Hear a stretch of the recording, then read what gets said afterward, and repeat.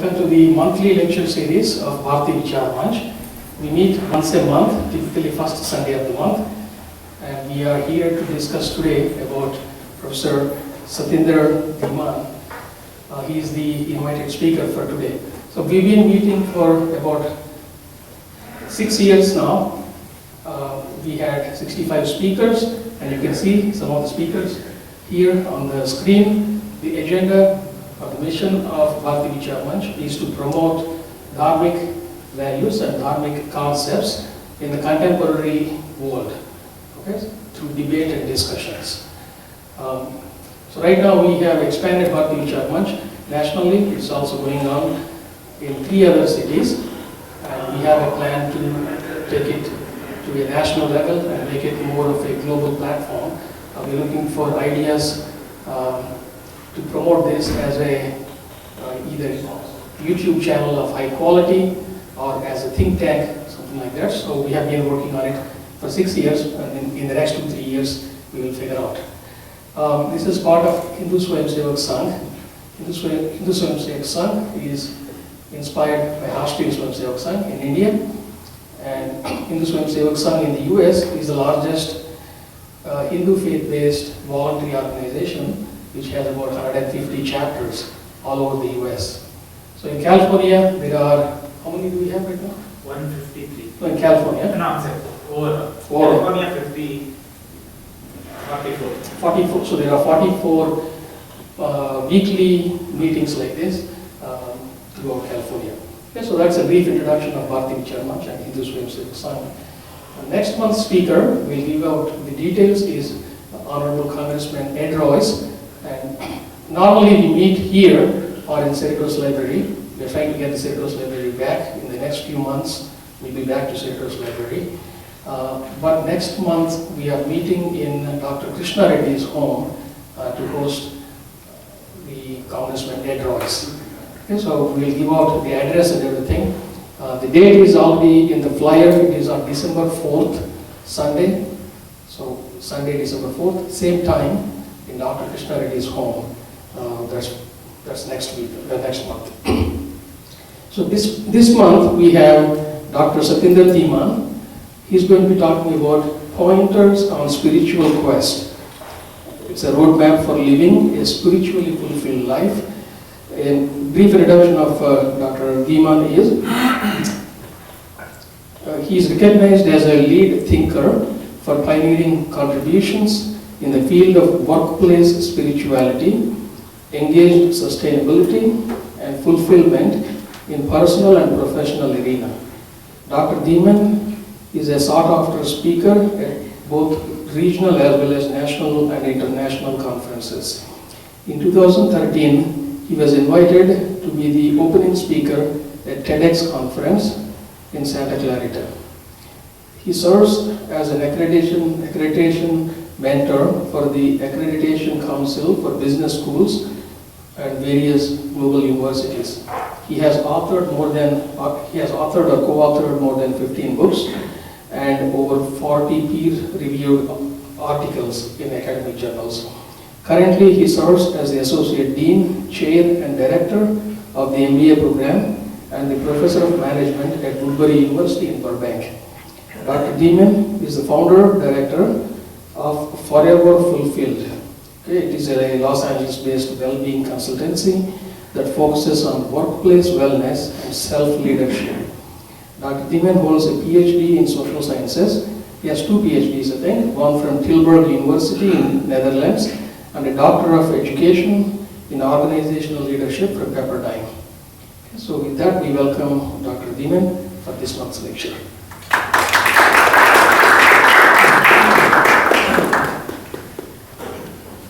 Thank you. I was wondering that, when you might have seen the topic, you may be wondering that this person's name does not start with Swami and does not end with Ananda. Swami, so Ananda. What business this person has who teaches business to talk about spirituality? That is understandable. I do not profess any understanding more than what everybody is here, they may have maybe some of you have more understanding about the topic. I am here to share some musings about spirituality, which life has been very kind to help me understand over the last 45 years of search myself. So my topic basically is how to become a seeker. That's all. Nothing more, nothing less. It is not how to become, how to realize, because there is nothing to realize. Because from the transcendental standpoint, from the Paramarthic view, we are all realized. We are all Brahman only from that standpoint. So there is no need of instruction. The Upanishads are very clear. You are that, they say. They don't say you will become that. Do this, this, this.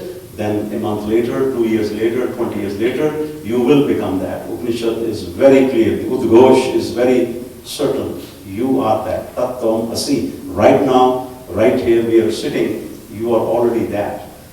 So I felt that it is like you are standing in the middle of Ganges and you take some water out of Ganges.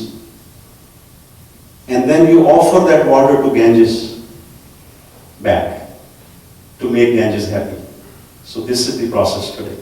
So there is nothing new that I'm going to share which you already not know at some level intuitively. But before I start, I would like to start with the traditional prayer in which I was initiated into the tradition. Today we will only concern ourselves with a very specialized branch of Indian philosophy, which is called Advaita Vedanta.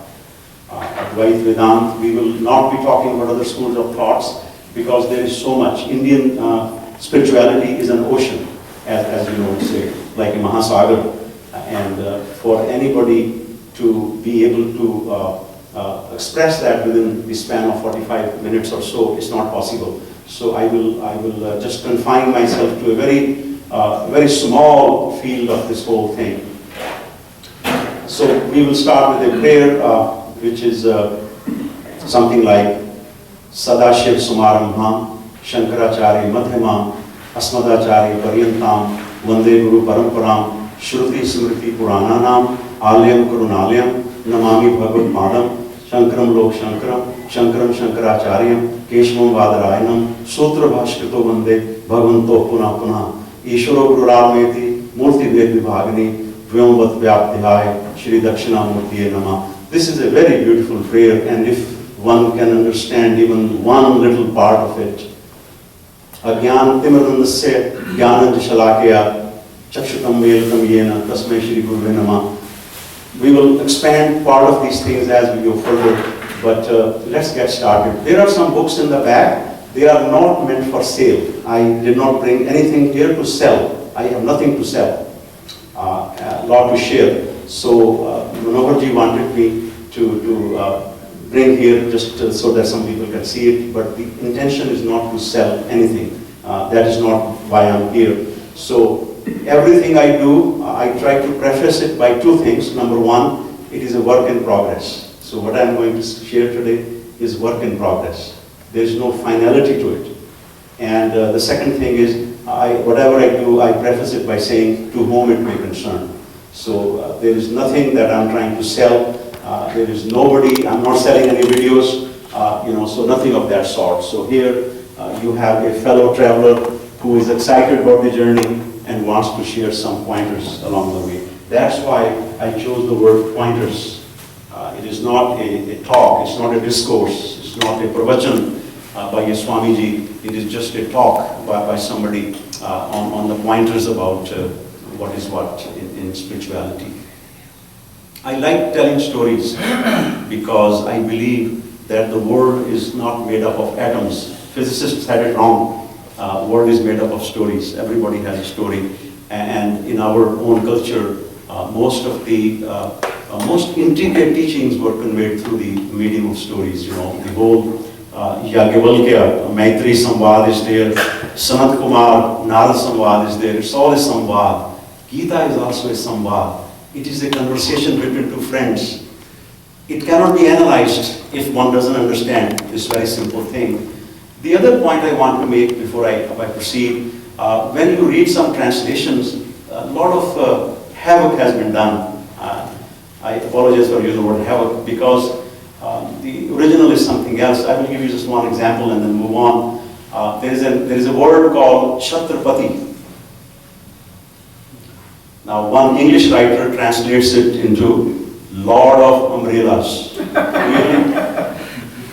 I have a friend who plays Rudraveena. I like classical music. When I was in India, I used to conduct several classical music concerts in which people like Hariprasad Chaurasiaji and Bhimsen Joshi and Rajan Sajan Mishra, we used to invite them. I was a part of that North Indian society. I used to compare that, so I have some understanding about classical music. So we have a friend of ours here. He's a Caucasian. I will not name him. He's a very dedicated music lover. He learned Rudraveena from Z.M. Dagar, none other than Zia Muhyiddin Dagar, and he's very dedicated. And one day we will have a conversation, and he, you know, in Dhruva, there are bandishes, there are ways in which certain lyrics are conveyed. So there was one bandish called Brij Mein Dhoom Machi. So he asked me, he said, what is this word dhoom? Now, is it noise? That was not the intention of the poet who said, Brij Mein Dhoom Machi.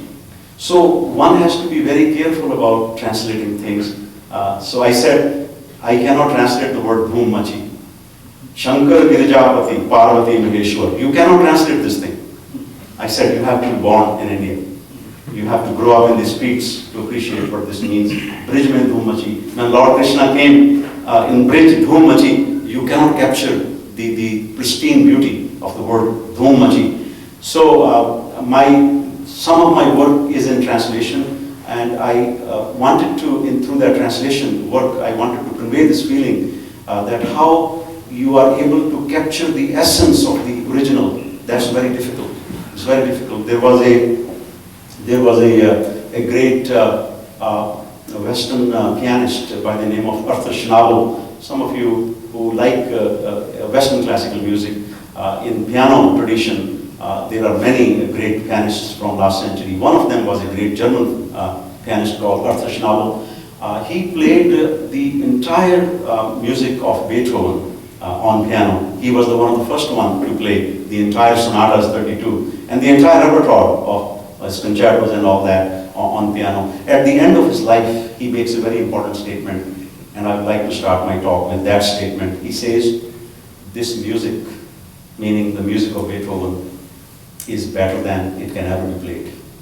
The topic I'm going to talk about today is better than it can ever be talked about. This is a topic which language fails. Yato vacho nirutante aprapya mansasa. The Upanishads are very clear that the mind tries to go there and comes back without finding it. So the topic is such that it can, no speaker can do justice, howsoever great that person is, because the nature of the topic is such. It is so near to you, to me. It is right there where you're sitting, where I'm standing, and yet we miss it because it is because it's so simple. We overlook that. The topic is self, myself. There is nothing more closer to me than myself. How can I miss that? When finally, as Ramana Maharishi says, that one day you will realize, and then you will realize that, you know, how vain your search was. And that day, when you realize that, is right now also.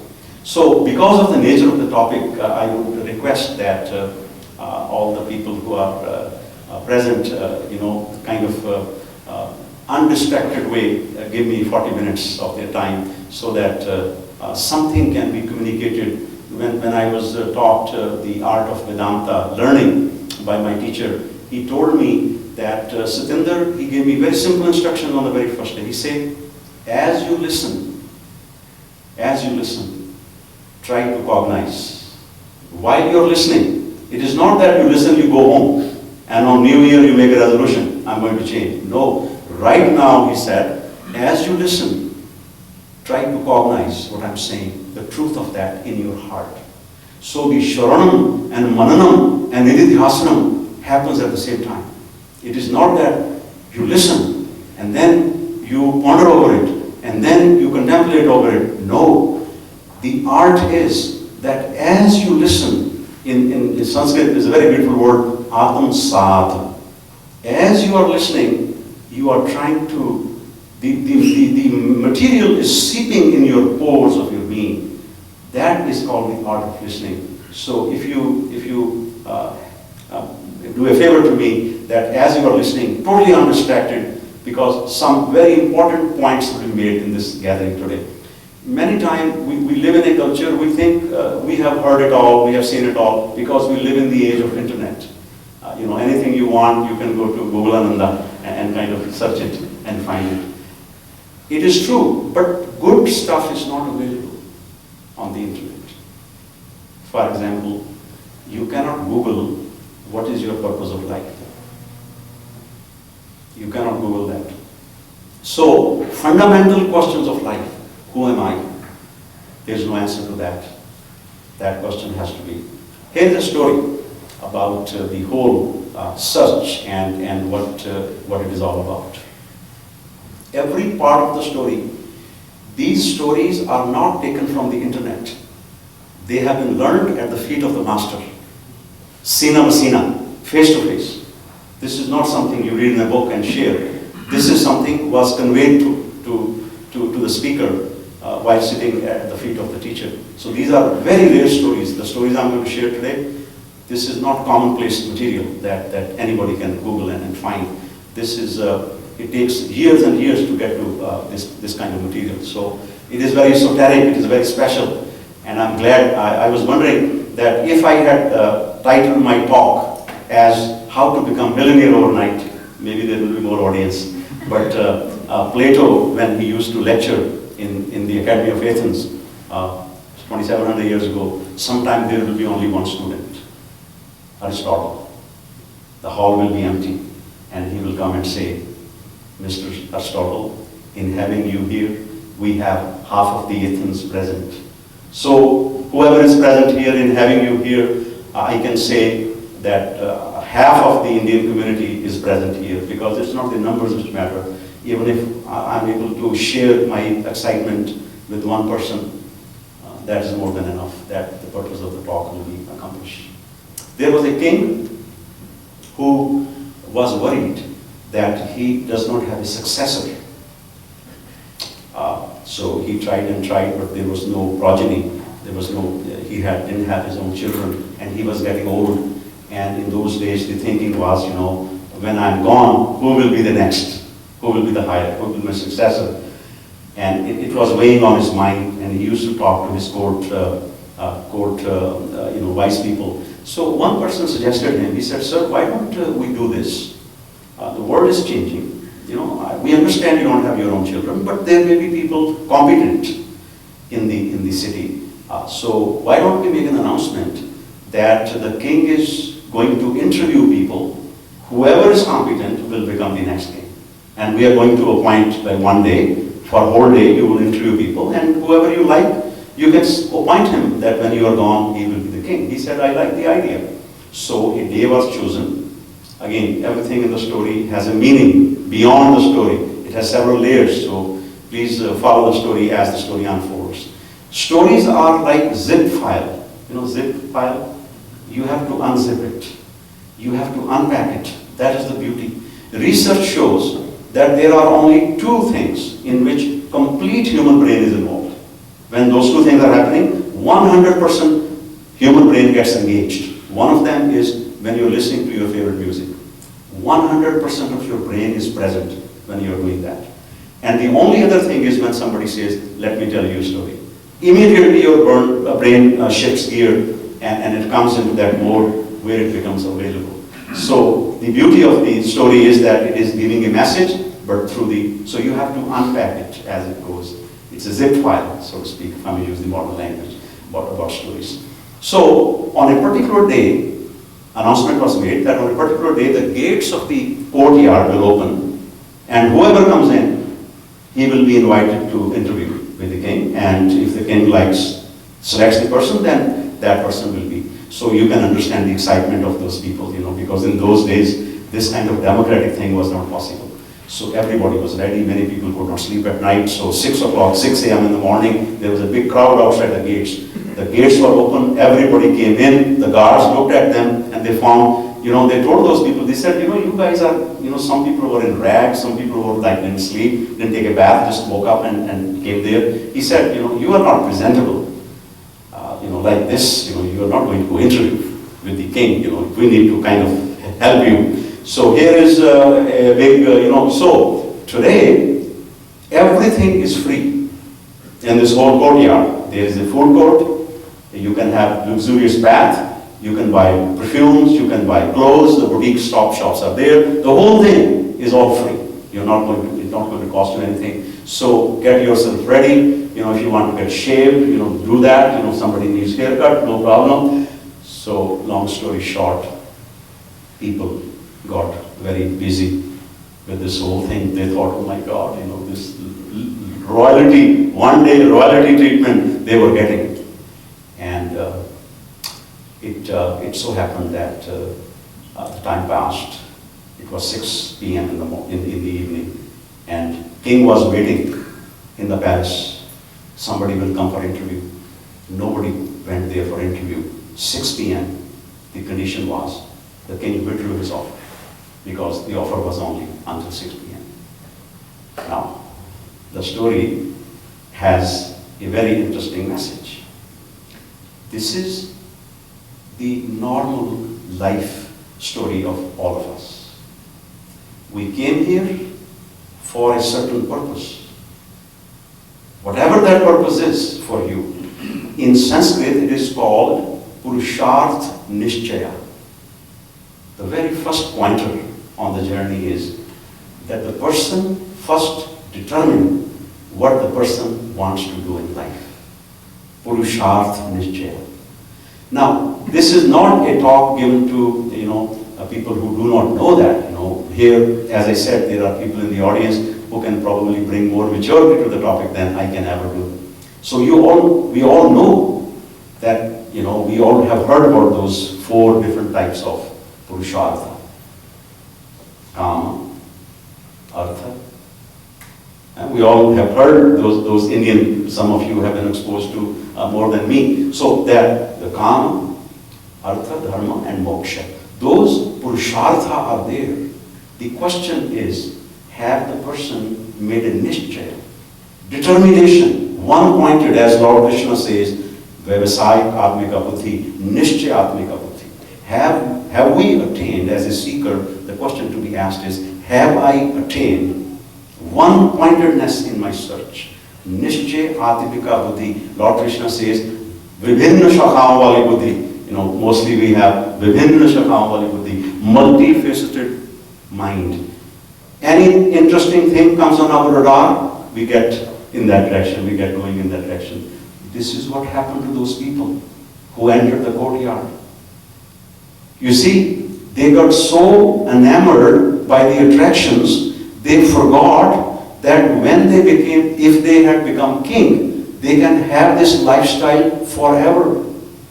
Upanishad says very clearly, Brahmavid apnoti sarvam. A person who attains Brahman attains everything. Tarati shokam atmavit.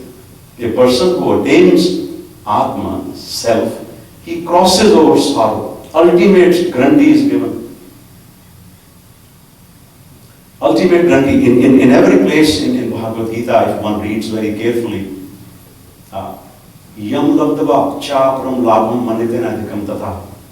Yasmin sthito na dukhen gurna api vichalati. Same story is repeated. Bhagavad Gita provides the greatest security system that can be provided.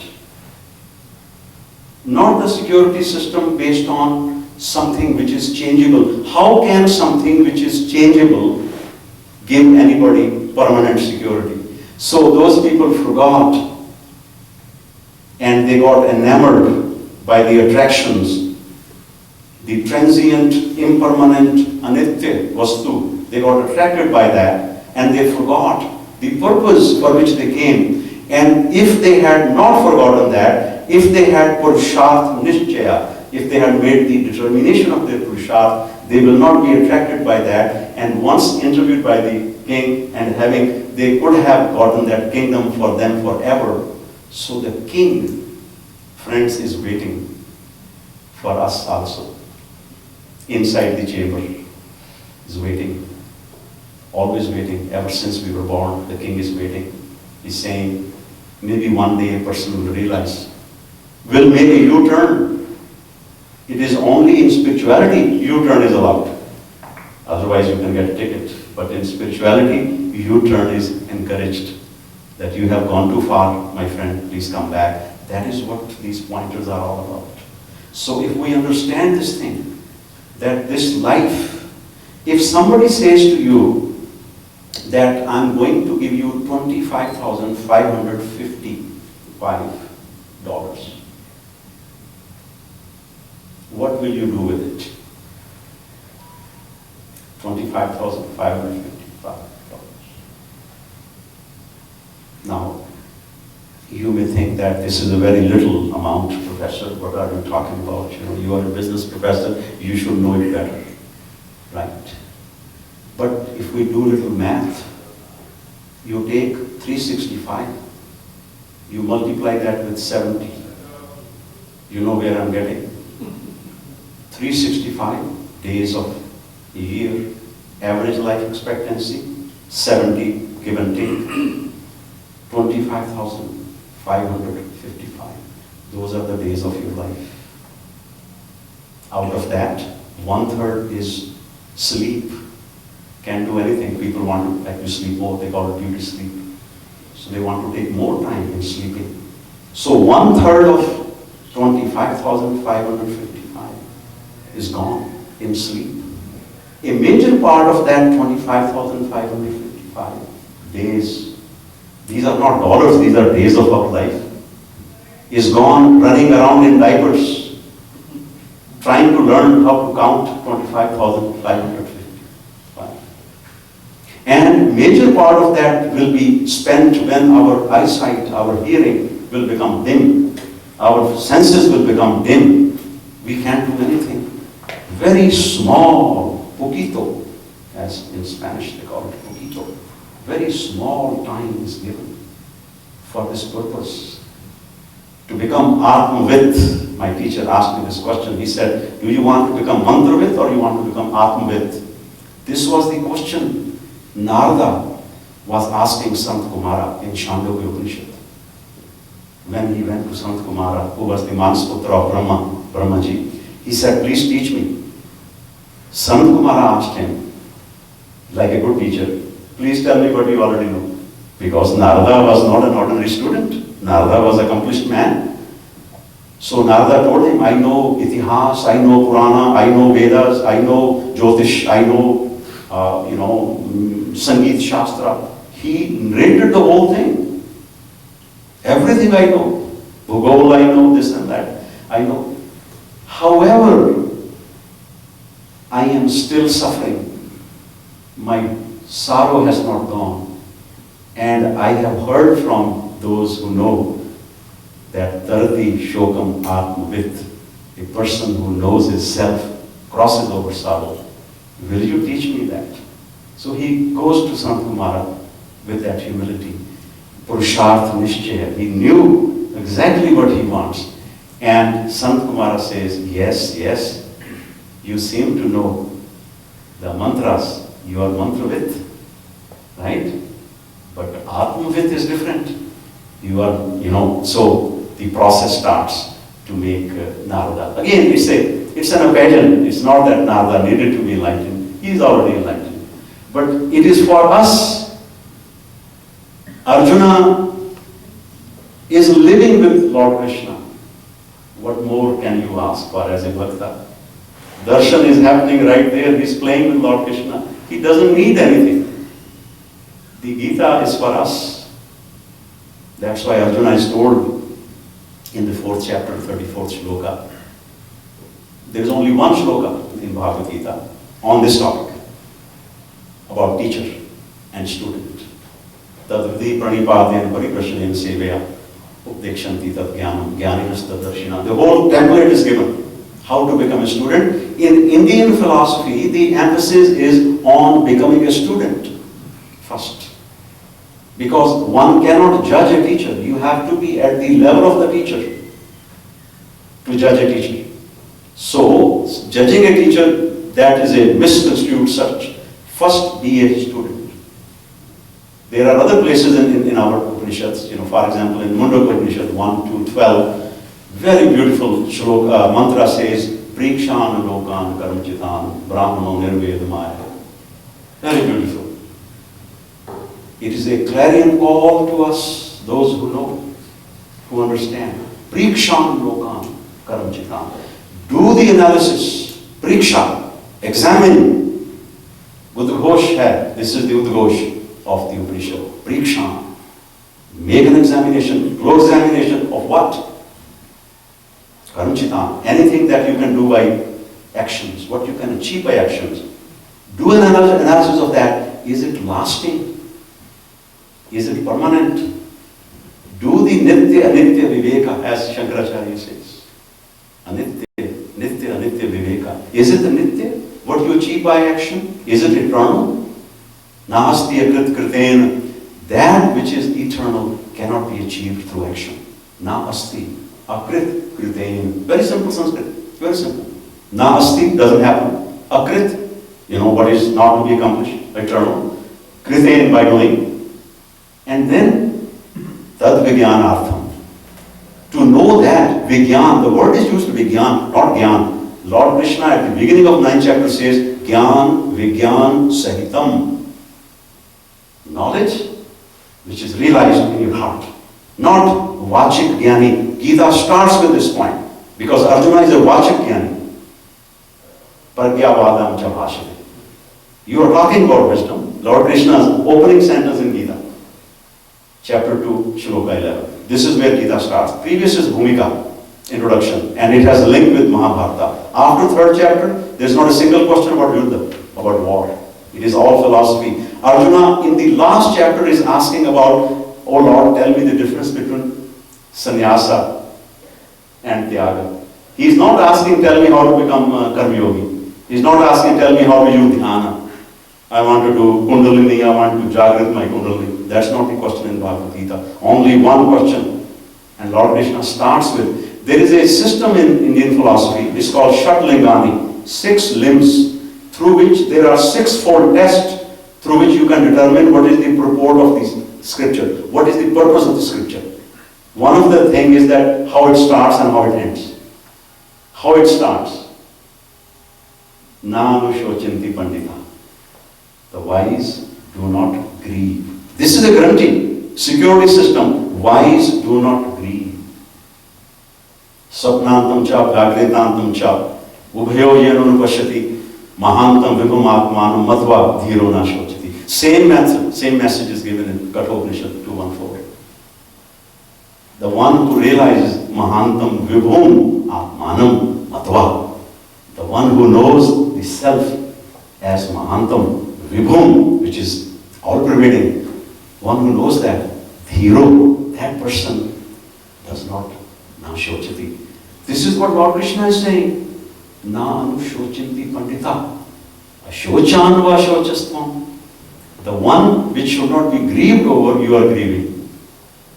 Pragyavadam cha bhashate, and you're talking about wisdom thing that it will happen like that, the family will go bad if I do this. I am ready to do begging rather than fighting. So you're talking about all that. Gatashunva gatashuncha nanu shochanti pandita. The one who knows. So the whole thing is, and the end, Bhagavad Gita end, the very last word, ma shucha. Ma shucha.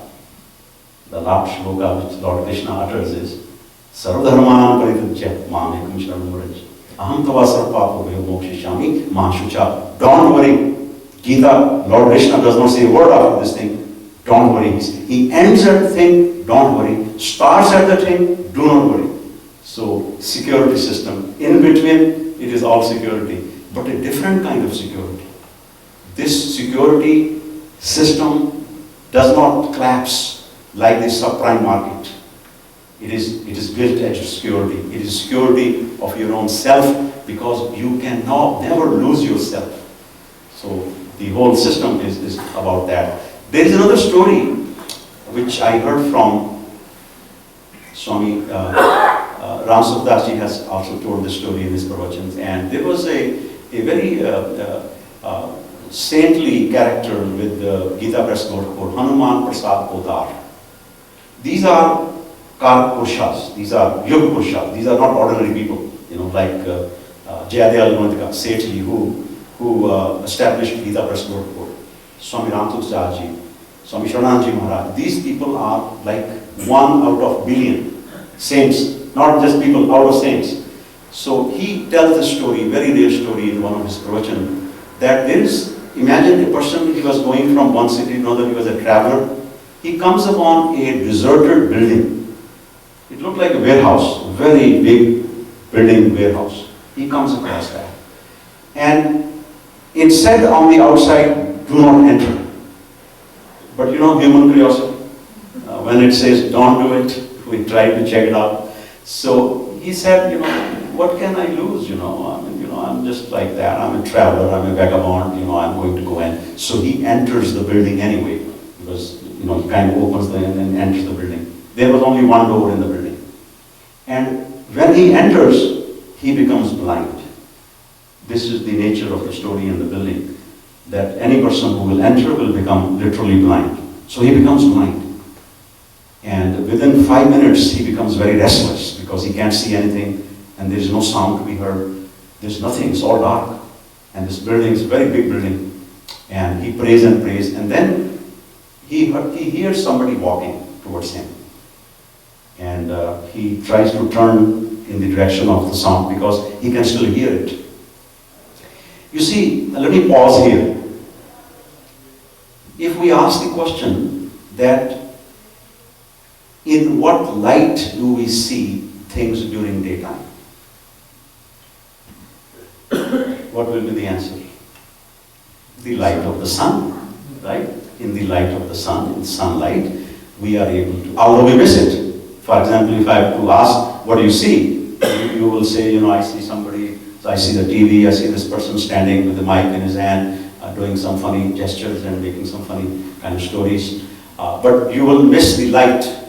So in the daytime, we see that. In the night, we see things in the light of the light, maybe the artificial light or table lamp or lamp in those days when this story was.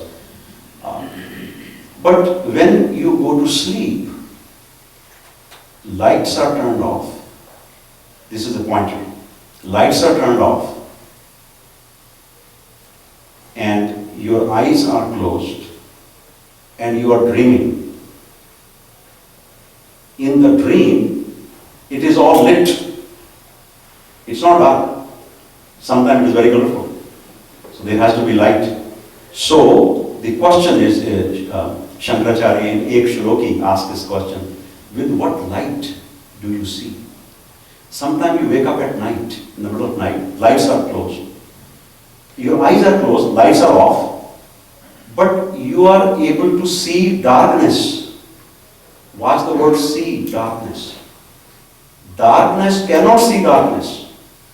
With what light do you see darkness? That is the light of lights. That is the light Atma Jyoti, Swam Jyoti. It is called in Brithman Upanishad, it's called Swam Jyoti. And Lord Krishna in the 13th chapter used the word Swam Jyotihi. Jyotisham Jyotihi. The word is used, Jyotisham Jyotihi. Light of the lights. That light is what we are. And unless we kind of look at that light, and Kathopanishad gives a very beautiful hint, it says Avrut Chakshu. Avrut Chakshu means eyes turned inward. Avrut Chakshu. Our eyes are turned outward. Our senses, nature made. This is what Yamaraja tells Nachiketa.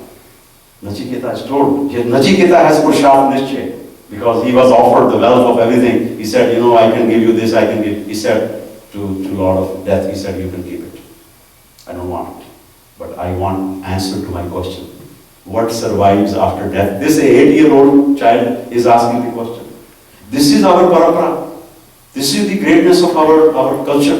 8-year-old child is asking the Lord of Death that I don't want this dancing, atmosphere and all these things that you're telling me. You can keep it with you, but give me the answer to my question. This is our parampara. I know some of you have heard the story of Ramayana, in which Jatayu is a bird, and Sita, ji is now taken by abducted by Ravana, and Jatayu stops him. You know the story. Jatayu stops Ravana, and Ravana, is Ravana, of course, Rakshasa. He cuts his wings, and he is dying almost.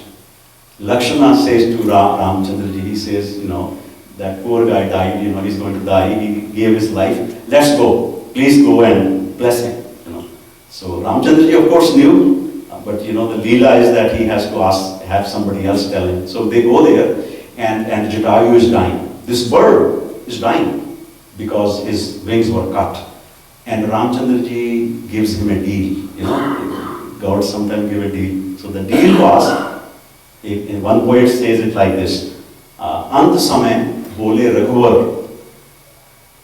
अंत समय बोले रघुवर, रघुवर meaning Raghuvar, Ram, Lord Rama, at the end of his life, at the end time, अंत समय बोले, he said, लो अमर तुम्हें कर देता हूँ, I can make you immortal. Deal, he is giving a deal, like deal of the month, right? Deal of the lifetime. अंत समय बोले रघुवर, लो अमर तुम्हें कर देता हूँ. You have done so much for me, at least I can make you immortal. But look at Purusharth Nishchaya of the bird. This is our culture. Bird is very smart. And bird says, so the question is, अंत समय बोले रघुवर, लो अमर तुम्हें कर देता हूँ. कहे जटायु, नहीं तात. See, Jatayu says, I don't need this. Because he knows who can become Amar. Bhisham had Ichha Mrityu. He had the gift bone that you can die at your choice. Even he could not. So Jatayu knows that. He says, so Ant Samay Bole Raghuvar, lo Amar tumhe kar deta hu. I will make you immortal. Kahe Jatayu, nahi tat. Bas mukti ka var leta hu. This is the beauty. He says, no, I don't want it. Please give me the mukti. This is the awareness of a bird. So, Nachiketa, he wants, and Yamaraja gives him the, who can teach soul better than the Lord of Death? Very beautiful Kathopanishad. Please read when you get some time. Avruddha Chakshu. A person who realizes himself, a very beautiful pointer, who has Avruddha Chakshu, whose eyes are turned inward, who is able to see the kingdom within, the king within, the Jyoti Sham Jyoti within. And Lord Krishna very beautifully in Bhagavad Gita says, in Bhagavad Gita, there is only one phrase which captures the essence of meditation. One phrase. You don't have to do 700 shlokas. One phrase, less than half shloka. And that says, Atma samstita mana kritva. That's it. How do you do it? The methodology is given so that you can achieve it in your anubhava. How? Atma samstita. Your mana, your mind, is established in yourself. Atma samstita mana kritva na kinchit api chintet. Doesn't worry about anything. Kshane kshane upravay. Slowly, slowly bring the mind back to the self. This is the entire teaching of Bhagavad Gita on meditation. Atma samstita mana. Same Kathopanishad. Avruddha Chakshu. The eyes which are turned. So this person who is now going back to the story, don't forget the story because we didn't conclude the story. So this person is in a building, it's very dark and he's blind and he hears the sound because he can hear it. So, and then he realizes that somebody puts his hand on his shoulder and he says, oh, how did you come here? How did you end up here? He said, I'm so sorry. I can't see anything. Please get me out. Please get me out of this building. He said, I can do one thing for you. I cannot get you out, but I can tell you the way out. Teachers can only do that. They will not be able to get you out, but they can tell you the way. This is what Bhagavad Gita is doing. That's what Lord Krishna is doing, giving pointers that, this is the way, find a teacher. Go to the teacher who is Jnani. Not only Jnani, there are many Jnanis, Tattvadarshina, who has seen the truth. This is the beauty. That's why Indian philosophy is called Darshan Shastra. It is the treatise, it's the Shastra of seeing face to face, Anubhav. It is direct experience, Sakshat Aprokshat. Direct, immediate experience is what is required. So this person says, this is what I will do for you. Here is like a staff. It's like a danda, hold it. In one hand, hold this danda, staff. And one hand I'm going to put on the wall. So he takes it to the wall and he says, one hand I'm going to put here, like this. And one hand you have the danda, so that you don't fall. And keep touching. There is only one door in the entire building. When you come to the door, go out. He said, do you understand the instruction? He said, yes. Now, it's the question of life and death. Why don't we understand the instruction? So this man, just imagine, visualize. One hand he's holding the staff, the danda, like a stick, you can say, and one hand on the wall, waiting for the door, like that door. Look at what there's a door. When you are going, you will know that door has come. You can't miss it. But this is the beauty of the story. Before he reaches where that painting is, you see that? Can you please look towards that? There's a painting over there. You see that there's something on the wall. There's a door. Before he reaches there, imagine, he has scratching. He has to scratch his head. This is what we do. So the way is out. The opening is there in our life. And these kind of lectures, this Dharma Sanstha is organizing, not just mine, but many other. But not many people are able to get benefit out of that. There's a way. They can show the door. But we are interested in scratching. So the guy missed it because at exactly the same time where you can call it Maya, exactly before the door came, he felt like scratching his head. And that was the hand which was going to tell him to be out. So this is the Vidambana. This is the irony of life, that we keep getting distracted at these very small attractions, and then we forget the goal for which we are sent. One of the pointers that worked wonders for people who are intellectually sort of always want answers intellectually could be this. For example, if I were to ask you, do you know the birthday of your do you know your own birthday? You will say, yes, I know my birthday. And then the next question is, do you know your great grandfather's birthday? Most people will say, I do not know. But then the teacher points out that you know your birthday, and you know that you do not know the birthday of your great-grandfather. You know both. You are the knower of both knowing and not knowing. You are prior to that. In Shastras, they use the word agriyam. Very beautiful word, agriyam. You are agriyam to that. This is one prakriya they use. The other prakriya is, which buddhijivi, intellectual people like, is the comparison of dream state, deep sleep, shushupti, Swapan, and Jagra, the waking state, comparison. Mostly, including all the science that we study. You see, first of all, we have to understand the limitation of the science. Now, this is not criticism of science, but this is the way it is. For example, eyes can only see color and form. Eyes cannot see, eyes cannot smell. Nose smells, but nose cannot see. Tongue tastes, it cannot smell or see. Every means of knowledge has a limited range of operation. This is where the journey starts. One has to understand that what can be, many people say, one student asked me once, he said, Professor, don't you think that science is making a lot of progress? One day they are going to find Atma, self. Now, this question betrays lack of understanding about the nature of Atma. It is like saying, one day we will be able to see our eyes. It's like saying, of course you can see your eyes in the mirror, but you cannot see your eyes directly. Why? Because it is the eyes with which you see. You cannot see Atma. Some people say that person got enlightened. That is again not a scientifically correct way of saying it. Why? Because enlightenment is not something that happens to you as an object. So how can eye see itself?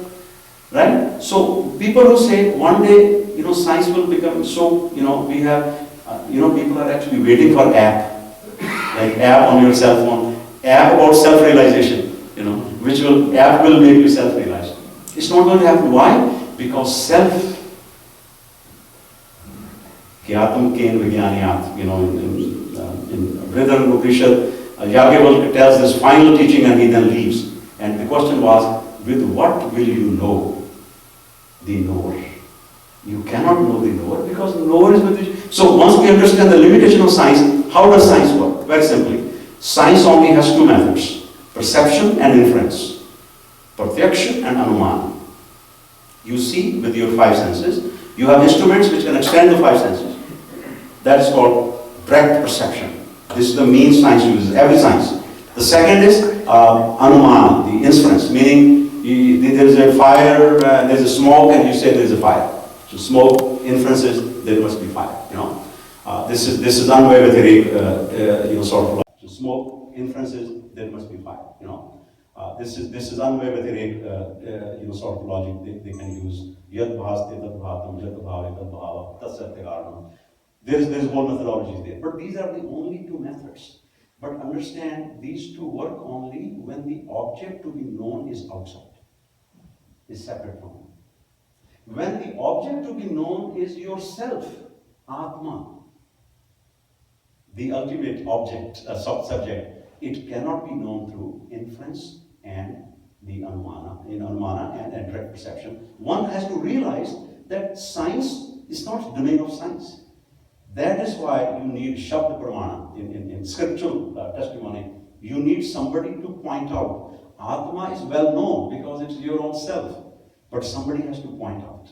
Somebody has to say, in that story, you remember, there were 10 people who the teacher sent them to another place and they went through a river. And the teacher said, make sure one person was a leader. He said, your duty is, you have to make sure that all 10 people come back. So when they cross the river, this is a story in the Brindaran Upanishad, and Ramana Maharshi also used to tell the story. It's called 10th Man. But the way stories are unpacked is very important, even if you heard the story. So if you kindly pay attention, maybe some new nuances will be shared about the story. So these 10 people cross to the river, and on the other side, there's one man who's the leader, starts counting. And he says, 1, 2, 3, 4, 5, 6, 7, 8, 9. He said, oh my God. We lost one person. 10th person is missing. So they get worried. The other person says, let me count, let me count. So the other person starts counting, same way, 1, 2, 3, 4, 5, 6, 7, 8, 9. He forgot himself. There was a wise man over there. He saw that these people are getting too confused. He said, what happened? Can I help you? They said, sir, I don't think you can really help. It's our problem, but we can share with you what our problem is. We came from this monastery with 10 people. We just crossed the river. I think we lost one of our companion on the way. He said, oh, really? Let me count. So he started counting. 1, 2, the leader is on the separate. 1, 2, 3, 4, 5, 6, 7, 8, 9. And then he looked at the leader. He kind of said like this. On his shoulder he said, 10th. You are the 10th. So the teacher has to point out who is the 10th. There is another humorous story about one trickster in Middle East. His name is Nasruddin, Mullah Nasruddin. There are a lot of humorous story about him. Once he went to buy 4 donkeys in the marketplace, bazaar. And he bought 4 donkeys. And donkeys also can be used as a means of transportation. So he sat on one of it, and then 3 were following, and he went to his home. And on the way, he realized, let me count. So he realized 1, 2, 3.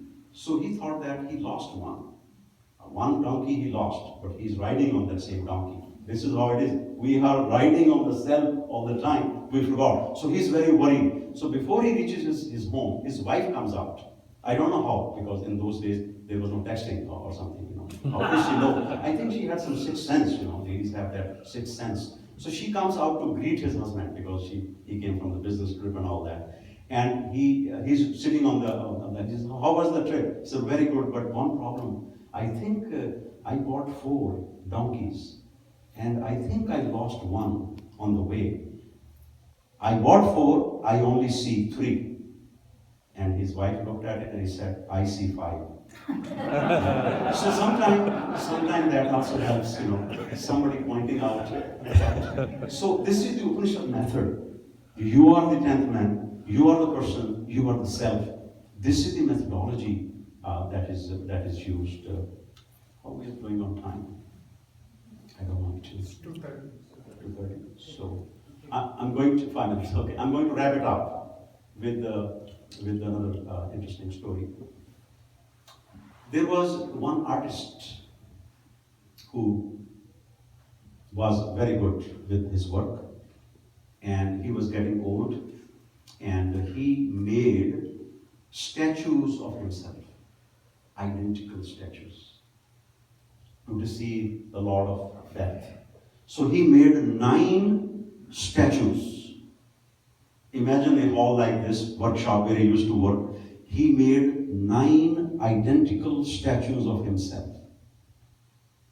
And when his death time came, he stood in between those 9. And the statues were so perfect replicas, nobody can tell which is original, which is a copy. So the messengers of God came to take him, and they came, of course they knew where the person could be in his work, in his study, in his workshop. So they went there to see him, and they were not able to make out who is the person, because all the 10 looked perfectly identical. So they said, this problem has never happened before. They could not consult, they couldn't check anything. There was no, like in court, there is something, earlier decision you can refer to. He said, something like that has never happened with us. Because death, those messengers don't make a mistake generally. So they became confused, and then they went back. And the Lord of Death, Dharmaraja, he was very upset with them. He said, there is a time, and you missed that time. And I'm very sad. How can you do that? How can you not tell, what is real and what's not real? He said, sir, we're not making it up. We do this on every day. But when we entered the workshop, there were 10 identical people. Sent you. Which one is that person? We do not know. He said, let me go and check. Now you have to understand, this guy, the Lord of Death, he has a lot of experience. He knows the psyche of human beings. The psyche. So he enters there and he sees identical, and he also cannot tell, but he knows the weakness of human beings. He says this. He says, oh my God, I have never seen something like that in my life. I cannot believe a human being can do something like that. This must be some kind of angel. This must be very special. No human being can do such a perfection, such a perfect job, create such a perfect statue. So he kept on saying that. And now the real person raises his hand. Sir, actually, I did it. And Lord of Death said, sir, please come with us. The beauty of the story is that humility is not only required in life, it is also required in death for spiritual search. And this is one of the ways we can understand the beauty. Swami Dayananda Saraswati of Rishikesh, he passed away, I think, last year. And he, towards the last part of his life, like his 2 days to go, he shared this story. to those people who were present in his august company. So this is the long and short of the story. From the paramarthic point of view, there are no pointers, everybody's Brahman. But from the Vyavaharic point of view, I hope some of these pointers, because human life is very rare. I don't know, we realize that. It's very rare. Lord Buddha, in one of his discourses, says that imagine a blind turtle at the base of the ocean. Blind kachua at the turtle at the base of the ocean. And this blind turtle comes up once every 100 years on the surface to breathe. Imagine a wooden ring, this size wooden ring, floating on the surface of the ocean. What is the likelihood that when next time, after 100 years, the turtle, blind, comes up for breathing, it will be able to stick its head in that ring, which is floating, which we don't know where it will be in 100 years? Buddha says, the human birth, getting a human birth again, is even more rarer than that. It is possible one time that he will be able to stick his neck into that thing, but human birth. Swami Sharananji Maharaj, whose writings I had the good fortune of translating, some of them are in the back, 4 or 5 books. He used to ask this question. He used to say that we in Indian philosophy say that human birth is given because of good karma. Everybody agrees? That we must have some purva janma good karma, past life good karma. But karma can only be done in human life. Animals don't do any karma. There's a bhog yoni. It is a lifetime in which you spend bhog yoni. It's called bhog yoni. You bhog. You are bhogta, not karta. Only in human life you can do karma, good or bad. If you do good, you become human being. Then how did we become human being first time? He asked this question just like that in one of his pravachans. I was stunned. I never heard something like that in any other literature of the world. How did we come first time? Then he himself explained, he says, when Lord looks at all the jivas going through all those life forms, out of compassion, mahakarma, deep compassion, he says, this guy has been going through all these things, let me give him an opportunity to become human being. Because in human being life only, we can do our atmasar, we can become atmavit, we can make that U-turn and realize the essence of who we are. And if this janma is missed, if the Purushartha Nishchay is not there in this janma, then basically, Mahito Vanashati, one Upanishad says, Mahito Vanashati, bahut nuksan ho jayega. There will be great loss if a person goes through life without Gun Gobind Gayo Nahi. One of the great, I was born in Punjab, and one of the great gurus, Guru Tegh Bahadur, opens one of his writing and saying, Gun Gobind Gayo Nahi. He used the word Govind, very beautiful. He says, in life has passed, but I have never, so the whole, this thing which was presented, it is just an stuti to the Lord. It is just an offering at the feet of the Lord. Thank you very much.